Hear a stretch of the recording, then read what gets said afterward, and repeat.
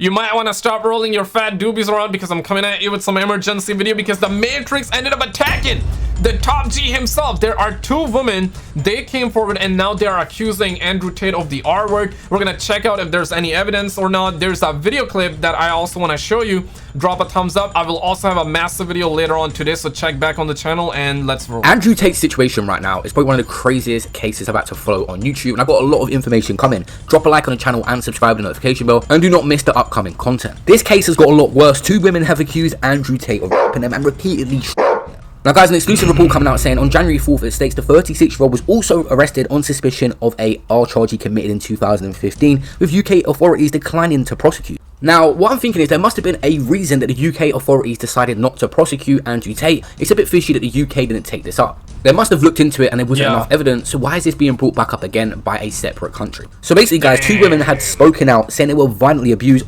One had said that she was raped and another repeatedly strangled by Andrew Tate, and the UK police and Crown Prosecution Service. Yo, first of all, gotta pump the brakes, okay? This is very bizarre, right? Because the fact that we're hearing those two women actually filed a report years ago, and it looks like that the UK government didn't find enough evidence, and it seems like that they rejected the case. Maybe there wasn't any evidence, maybe there was evidence but it was lack of evidence, it was inconclusive, or maybe they just couldn't find any evidence supporting their claims, so they completely rejected it. Because after all, we're talking about England. The situation here is that if you're a man, you're quite vulnerable if they snitch on you, let alone snitching. If a woman comes out tomorrow and claims that you did the R stuff, and even if you didn't do it, they will believe her. They will actually believe her. So the fact that there was, but I'm glad that at least they would take into account some sort of evidence, right? Because hey man, you don't want to be throwing all the men like that, because otherwise, god damn. But let's handle the case, leaving him free to rise to global fame.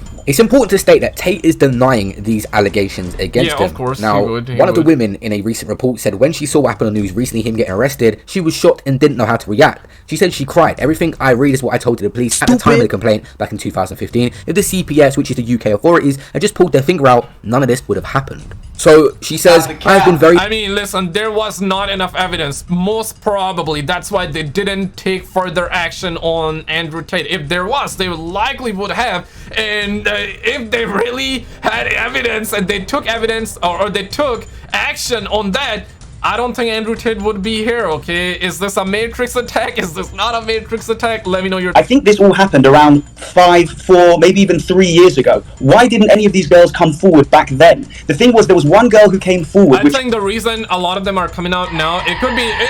Pump the brakes. It could be maybe legit, right? Like you want to try to be unbiased on the situation, but let's be real, man.